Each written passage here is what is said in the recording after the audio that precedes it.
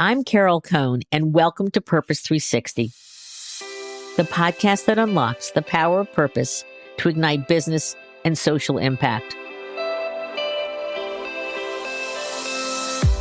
Today, I have a wonderful and compelling conversation with a woman I have so long admired, Justina Nixon-Saintil, Vice President and Chief Social Impact Officer at IBM.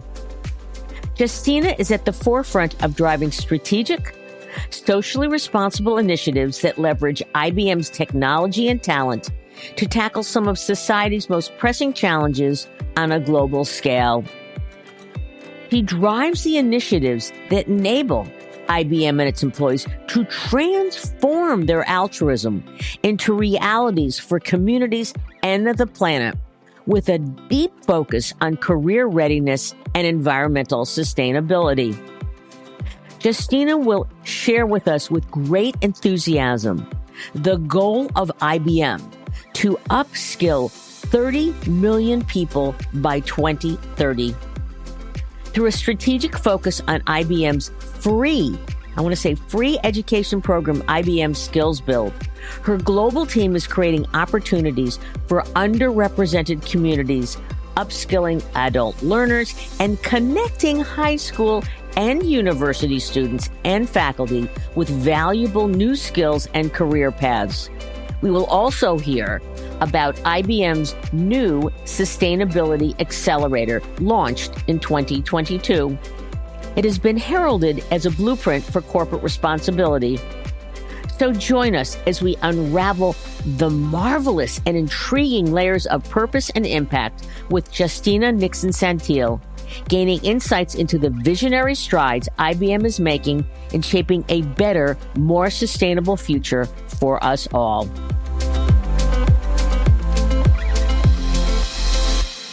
Welcome to the show, Justina.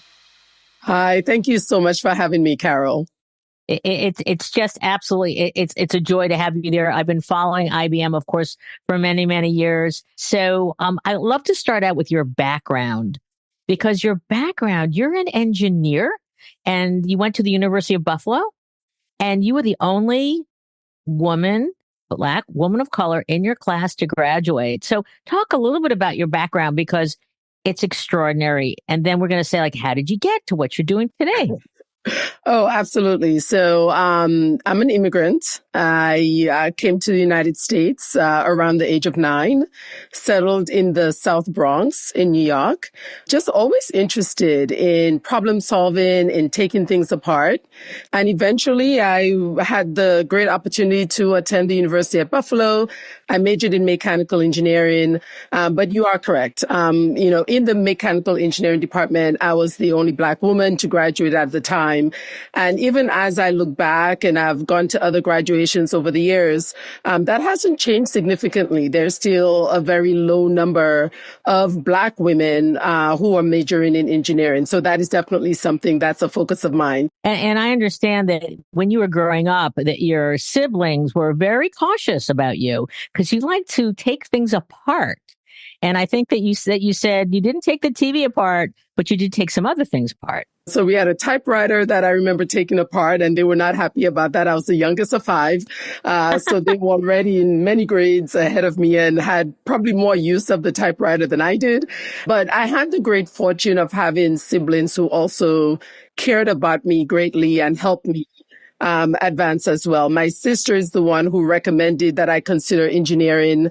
She was 2 years ahead of me. She was already in college, and she said a lot of the people in college who are majoring in engineering had the same mindset I had. They loved to take things apart. They loved problem solving. They were very respected on campus. So although I did not know any engineers, of course, we lived in the South Bronx. These were not people that surrounded my everyday. I did not know people that were really in the STEM field except for my math teacher. I took a chance and majored in engineering because of her prompting and her support. And I had an older brother who helped me with math and my math homework. He eventually became a math teacher and an assistant principal. So I have to say my siblings really helped me be successful early on in life. And your mother was an educator. Yes, she was. She came to the United States, and her credentials did not carry over from Dominica to the United States. So she started teaching at a Catholic school in East Harlem. And eventually she went to school part-time. She went to school in the evenings. It took her a long time, and she was able to get her undergraduate degree from a community college and then eventually a four-year college in the Bronx, and was able to move into the public school system, which had, at the time, more rigorous, credentials that were needed. Oh, lovely, lovely. So you have education and lifelong learning in your blood. So you have this amazing job at IBM, and you started out in, I believe it was right COVID time, and you were VP of CSR, but now you're Vice President and Chief Impact Officer at IBM. Can you just say, how did you get from being an engineer to being the Chief Impact Officer of one of the world's most amazing companies? When I think about engineering, a lot of what I did when I graduated from college was really focusing on how I solved problems in the community. So one of my first jobs was with the Department of Energy, a little town outside of Buffalo. And my focus was, how do I secure these tanks from having radioactive liquid seep into the local water supply. And when you think about what engineers do, they solve these big challenges, these big problems in society. So when I even think about what I'm doing today, it felt that where I started was actually on the path to corporate social responsibility. So I started doing this work in engineering, eventually moved to a national, telecommunications company. I'm sure everybody know Verizon. At the time, it was called the New England Exchange, 9X. 9X. I remember 9X. Okay. Yeah. I started working at 9X, creating products such as DSL, digital subscriber line, and eventually, the precursor to FiOS.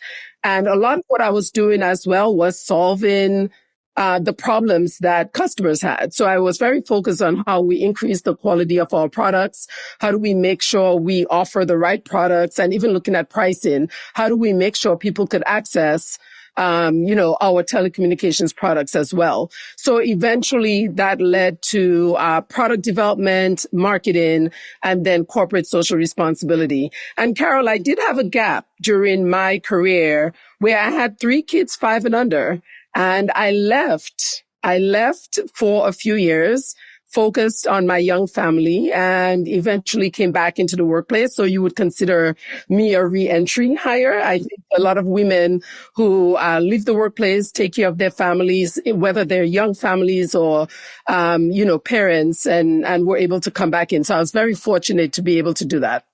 And anybody that was going to hire you, that if they knew you had 3 children under the age of 5, that you were incredibly resilient and that you're very, very dedicated. So since you took some gap time, do you have any other insights for women or men who take time to nurture their families and then go back to work? What I did during the time that I was off, in addition to focusing on my young family, there are a couple things that I did. Number one, I did project management classes. At the time, they were actually virtual. I was able to do it from home, and I kept up with those types of skill sets. What's great about Verizon is during the time I left, I stayed connected with some of my colleagues. So I continued to consult with Verizon over the years, for 3 months, 6 months, etc. And there was a lot of flexibility to that. But that kept me connected to the workplace, connected to colleagues, increasing my skill sets. And then I decided to move into education, and I started on that path. And that's when actually Verizon contacted me and said, we have a great opportunity in corporate social responsibility. We want your engineering thinking and focus in education and to come back and help us. And it was a rigorous interview process, but I was able to come back into the company and move into the corporate social responsibility space. And I bet you're teaching your colleagues every day about the context for why social impact is strategic. Exactly. I think there was a sort of a misunderstanding before that this was a very general place to be, right? You provided grants, you supported, philanthropy overall. But over the years, CSR has moved to be very strategic and require deeper expertise. And it was actually my engineering expertise and the understanding of education that really allowed me to come back and focus on how do we increase STEM education for students that were in the K-12 space, and how do you create programs that align with the strategy of your business? And that's really the place CSR is in today, but that is actually new over, I would say, the last 10, 12 years. So that's a great segue. I want to get right into IBM's purpose statement to be the catalyst that makes the world better, and how that you knit it into your work. How often does it come up? When you look at everything from our environmental work, environmental impact, to equitable impact and what we want to do for the community, to our governance, right, and our ethical impact, all of that comes together to really make the world work better. So you pull all of that together, and it really aligns with our purpose as a business. And when you go a little further on social purpose, a lot of that work is what we lead within corporate social responsibility. How do we make sure that we are using the assets and expertise and the technology and platforms of our business to really have an outsized impact in our communities? And I can tell you, IBMers are so passionate. Our leaders are so passionate about this work in so many pockets across the company, not just in corporate social responsibility. You have people who are leading that purpose for us. You really dive into it, but you lead IBM's volunteering program, and you say you want to transform the altruism of employees into reality for communities and the planet for the good of humanity. So it's baked into your work. So can you talk a little bit about why your volunteerism? How does that work? We actually have a goal, an aspirational goal at IBM to log 4 million volunteer hours by 2025. And we are well on our way to that goal. But really, volunteerism is the epicenter of the work that we do at IBM. You have volunteers who are leveraging our programming to increase their own skill sets, right? So we have people who understand AI. They want to work with our nonprofit partners through our Sustainability Accelerator, for example, and be able to provide that expertise to those nonprofits in the communities. But in the process, not just having an impact in the community, but also increasing their own skill sets around AI. Then you have those who are just passionate about supporting community, whether it's through mentorship, whether it's through spending time in person with nonprofits through our corporate service corps program, whether it's through our virtual programs. We have an initiative called our cybersecurity program where IBMers actually spend time with school systems to make sure they understand cyber threats for their students, for their teachers, and they spend weeks out of the year working with those school systems. Yeah, you're probably turning them away. It's really incredible. And to our listeners, you can see Justina is so excited about what she does. And I love creating. I'm an engineer at heart. So I love creating new programs. I love creating new initiatives. I love bringing technology to be at the center of what we do. So it gets me excited to be able to create as well. And we have the great opportunity to do that in CSR. So engineers are very creative.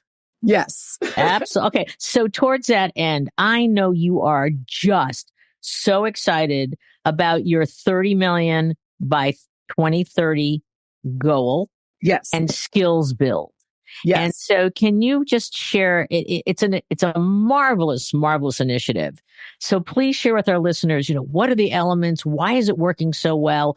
Why does it excite you? So SkillsBuild really enables us to provide access to free courses, free credentials in over, 10 languages that we could launch globally and really make a difference in people's lives. I remember just, I think late last year in November, I had traveled to India and I met these beneficiaries who accessed the program, who were able to get mentors, who were able to get the training that they needed and the credentials. And they were actually able to move into higher paying jobs. And when you really think about marginalized, underserved, low income populations, a tech job that pays really well doesn't just impact them, they impact that person's entire family. So when you hear stories like that and you know you're making a difference, I mean, that's really what excites me. So SkillsBuild is globally available. Anyone can access it, but we form partnerships with premier strategic nonprofits and governments to be able to bring that free training to those populations that have been underrepresented in the workplace, that are low income, marginalized populations. And we make sure they have not just access to the platform, but we provide the mentorship. We provide other supports that they need. And we also help them connect to job opportunities. And you talk about specific groups. You talk about veterans. You talk about women. You talk about neurodiverse individuals. We have so many different examples of organizations that we've partnered with that are providing the access to the training, and making sure, again, that these populations have opportunities at real higher paying jobs. And you're calling these new collar jobs. Yes. New collar jobs, and they're not blue collar, they're not white collar. These are jobs that have been proven where people are successful, even if they don't have a 4-year degree. They've been able to come in with credentials, with some experience, and we've been proven to be successful at those jobs. And if you look at recent New York Times, Wall Street Journal, and the stories are, is there value in a college education? So you are ahead of the curve and you're helping these individuals to get digital credentials and certificates. And can you talk about the power of those? Exactly. I think around 50% of the jobs we post do not require a 4-year degree, and around 15 to 20% of the people we hire do not have a 4-year degree. And it's not against the people who have a 4-year degree. Let's be clear. A 4-year degree is actually worth pursuing. The higher level order of skills that are needed through a 4-year degree has a place absolutely in the workplace. And there are lots of jobs that require that 4-year degree. What we are trying to do is reach those who do not have the opportunity at a 4-year degree, whether it's because of cost, whether it's because of other responsibilities that they have. We want to make sure that we are giving them access to the same types of job opportunities, and credentials allow them to do that. So they can spend, for example, 4 to 6 weeks or 3 months accessing learning pathways, getting the right credentials, building their resume, and that could actually help them obtain an entry-level position that is high paying in the tech field. And that's what we focus on doing. Fantastic. So now let's go to something you're even more excited about, or equally as excited. And that's the IBM Sustainability Accelerator. So can you explain what it is, the focus of it? You just awarded, I think, 6 really impressive grants in critical environmental issues. So please explain the accelerator. The IBM Sustainability Accelerator is a pro bono social impact program that uses IBM's technologies such as hybrid cloud and artificial intelligence in partnership with nonprofit organizations and governments to really iterate on solutions that can help vulnerable communities. And actually, late last year, right before COP28, we announced 5 new partnerships that support the water management cohort of the IBM Sustainability Accelerator. We usually bring on 5 partners at a time. Every partner gets around $2 million of in-kind and cash support from IBM. So that includes the access to our platforms, access to expertise, and in some cases, a cash grant to support capacity building for that nonprofit organization. We first started with a focus on sustainable agriculture almost 2 years ago. After sustainable agriculture, we launched clean energy cohort. And then, as you just mentioned, we launched our water management cohort late last year. And then we're going to implement a request for proposal in late February for our next cohort, and that's going to be focused on resilient cities. Wonderful. Oh, that's really, really great. And just for our listeners, some of the grants dealt with forecasting water conditions in the Middle East and North Africa. You had democratizing access to water is another. Model rainfall with the University of Illinois. That's an interesting one. You did a WASH program in Brazil and water quality analysis in West Australia. So is it a competitive grants program or do you identify the recipients? No, actually it is competitive. So we issue the request for proposal. We get a significant number of applications, and then across the company and even with external organizations, we come together to choose which of the projects that should be a part of the accelerator. So for example, for water management, we actually worked with a very well-known organization called water.org. They brought their expertise in with us to help us choose the best 5 projects. And I love that you talked about them. The one that I really, really love. I mean, all of them are great, but all your children are equal. You love all your children. Yes, all my children are equal. Right. But the one I'm really excited about is actually in the Appalachian Mountains. And that's where we're actually going to work on how do we make sure that we can forecast flash flooding and other big environmental threats, because sometimes that can wipe out an entire small village or community. And then you have the risk, right? You could lose lives, if the community does not know that these, weather threats are coming towards them. So forecasting that is going to be a huge win in the Appalachian region. And I'm excited to see what we can do there. But as you mentioned, there are so many other projects that's great, whether it's in, with the Aboriginal community in Australia and in other areas. And that tells you we are very, very focused on vulnerable communities, those communities that we do not want to leave behind, especially because of climate change and environmental threats. And how much is there volunteerism as part of that? Absolutely. This is one area where we do have a long list of volunteers who want to engage and participate. One that actually is extremely interesting. So last year I traveled to Japan, and one of our clean energy projects is on Miyokojima Island. And Miyokojima Island has had the threat of typhoons regularly. And what happens is they don't know it's coming. A typhoon hits. A whole area community is, they lose crop. They lose electricity. They're now, struggling to really make sure that they have electricity and make sure that they're not losing money because of their crop yield.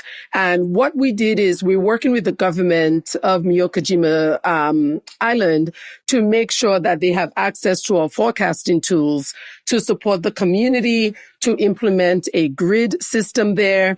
And let me tell you how this ties into volunteerism. So when I traveled to Japan, I met with the team that is working with that community. One of the young men grew up on the island. He grew up on Miyokojima Island. When he went to college, he left the island. His family is still there. And he is working on this project, and he has gathered all of the expertise and all of the people that can help actually his family. So when we traveled there together, we went to eat at a restaurant, and his sister is at the restaurant with us and family. So this is where there's such a nice connection with IBMers and helping the community. And in this case, there was a direct connection with the community that we are supporting with our IBM volunteer. It just works so well to IBM being a social purpose company, because there's no barrier. There's no line between the business and social impact and solving big problems and bringing your incredibly talented workforce to do this kind of good. But it's got a personal impact, an economic impact. It's beautiful. And actually, I have to give you some kudos that the Sustainability Accelerator was called, quote, a blueprint for corporate responsibility. And but I don't know who gave you that wonderful accolade. And then how do you feel about that? I don't recall who gave us that accolade, but even one better, late last year, we won the U.S. Chamber of Commerce Foundation Best Global Sustainability Program. Oh, that's huge. I was Congrats. so proud of that because number one, the competition was so stiff. These were all big global companies. Everyone is invested in this space. And I was very proud that this program that we've put our heart and soul in, that you have IBMers engaged with, that you have leaders who have given us free access to experts and platforms and solutions where we work so closely to with other IBMers to make it a reality. I was really proud of that for me and my team and all of IBM. So that was one of the latest accolades that we received. But I would say when you think about social responsibility now, aligning with the strategy of your business, leveraging the expertise and the technology and other resources you have in the business, when all of that comes together and you could actually measure the outcomes, you can measure the impact, that to me is the blueprint of social purpose and corporate social responsibility today.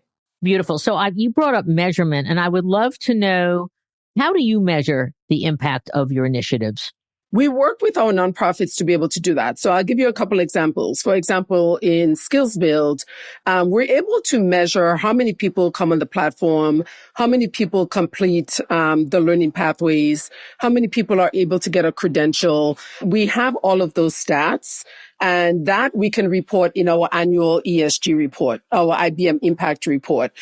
Same with our Sustainability Accelerator. We're able to work with our partners to see how many people have we impacted through our work. And I'll give you an example.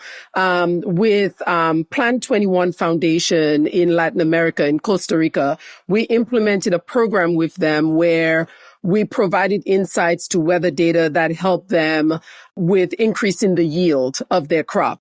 And I know that you're giving very specific examples of, you say in your reports that you have uncompromising ethics and transparency in your operations and environmental footprint, and you aren't kidding.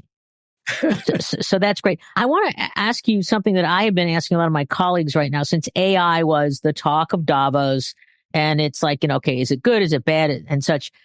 I'm curious about your vision, just your point of view. It doesn't have to be IBM. It's yours, Justina. What is the future of AI for social impact?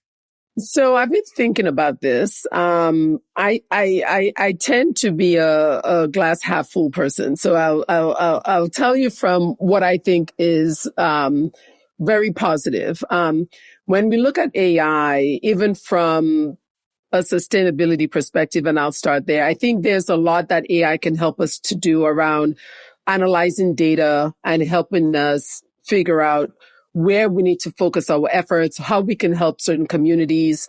Geospatial data already allows us to really focus in on some of the biggest environmental threats and issues that we have. And we can use AI to solve some of those biggest issues, right? I think when you look at it from a skills perspective, you can use AI to support some of the areas where learners, for example, can learn prompt engineering. And that is actually a real thing. So I think there are areas where AI can help do that.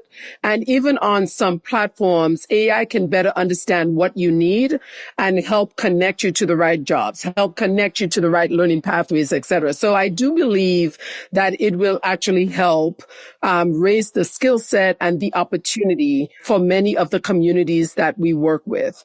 I do think on the other side, just as in any technology that accelerates quickly, you have to be very careful that you do not leave those underserved communities behind. I remember the launch of the internet, the launch of broadband. I was a huge part of that working in telecommunications. And we were very focused on how do we eliminate that digital divide? How do we make sure those communities understand how to use the internet for their own benefit, for their own job opportunity, for learning? I think it's the same thing here. We have to make sure we are reducing biases and making sure that we make the technology available for all. And that is what, I think we're driving across IBM, but I think everybody has to focus on that. And you have an actual physical AI ethics board. Yes, I'm a part of it. Yeah. Oh, great. And so I don't think our listeners know that. So I assume that, and I read that when new technologies are coming through, that you want the board to review them. Is that correct? That is correct. We actually had a board meeting earlier today. So at least once a month we meet. We look at new test cases. We look at new technologies. We look at technologies that clients may want to purchase from us. And we do go as far as to understand how are they going to use it? Right. And we make decisions, right? Should we sell that technology?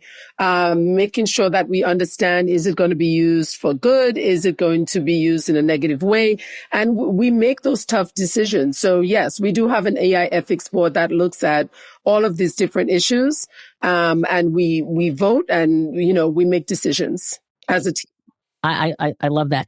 I'm sorry we're getting to the bottom of this conversation because it's been so rich. I would love to take your wisdom, which is like, I bet, oh my God, there's got to be thousands that are going to listen to this and go, I want her job. So any suggestions that you have to, early stage professionals that want to truly have a career in social impact? In whatever role they have, they could make an impact.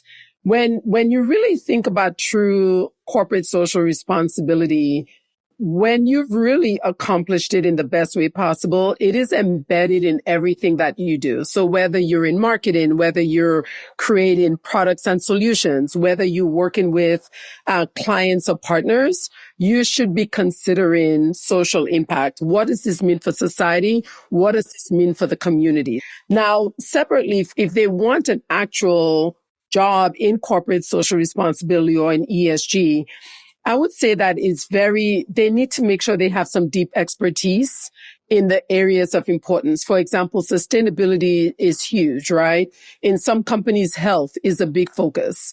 Others, it's education, specifically STEM education or tech education. So I do hire a lot of people that have deep expertise in sustainability and education. Then the ability to work with partners and clients, to form partnerships, to create solutions, to integrate technology. All of that you could say is product management, project management, creating products. So having a background in creating or even in a STEM field can be very useful in this space. The other area I would say is in data analytics. ESG is becoming more, let's look at the data and let's make decisions based on the data. How do we report this data? How do we make sure that we can abide with the impending regulations, right? Analyzing the data, understanding what to report, understanding how to integrate it across the company more. So those are all skill sets that are needed. And so as I say to all my colleagues, be a sponge. You've got to be a sponge. You've got to be learning constantly. So this has been an amazing conversation and I love it. So in closing, what are 2 or 3 recommendations you have for your peers who are advanced in their social impact, sustainability roles, but they want to continue to have, maybe they don't have the top job, but they want to get there? There are a couple of things I would recommend.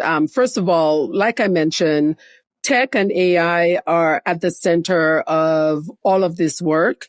So understanding what role they play in the programs or initiatives that they have, it's going to have a bigger part of everyone's lives. And I think it's important to understand those technologies and what it means and how it's going to impact people and how it's going to permeate across society. So that's the first recommendation I would have. The second one is climate change is pushing another social impact agenda on many fronts. And I think a lot of my peers, especially those who are leading sustainability and ESG work, need to understand what that means and how do you accelerate progress? Because we're not meeting, the goals right now around climate change as a society, globally. And this is something that needs to progress quickly and needs to be accelerated. Those are two big ones. Really, really big. So I always like to give the last word to my guest. So we have gone all over. We understand your excitement, your growth, amazing initiatives from IBM.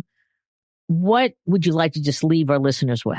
I love when I look back on my journey because it has not been a straight path. It's had twists and turns, and I've gone a bit backwards to go forwards. And I think that everybody needs to just understand that not everyone's journey is the same and what is the right path that people need to be on. And I stress that because I think, comparing one person's career trajectory and path to another is not the right thing to do. Everybody needs to understand what journey that they are on as an individual. So that's the first thing. The second thing is everyone can have a social impact where they are. I think that's important because sometimes people see, oh, wow, corporate social responsibility. I want to be a part of that. But in reality, everyone should look at the work that they're doing and figure out how can I have the biggest impact in the community, in society, in what I'm doing today. And that's where we'll actually make a difference. That's wonderful. Well, Justina, I am just going to keep watching and seeing how your 30 million by 2030 is progressing. I'm going to keep looking for the next round of the accelerator grants in resilience, because resilience is absolutely key. And you are just such a bright light, dare I say, in the entire field of social impact. And I know all our listeners are going to be signing up to follow you if they haven't done it already. And, we love to, in a way, our special guests, we always like to invite you back. So I hope you'll come back, and we'll talk about your progress. I am happy to come back anytime. Thank you so much for such a great conversation.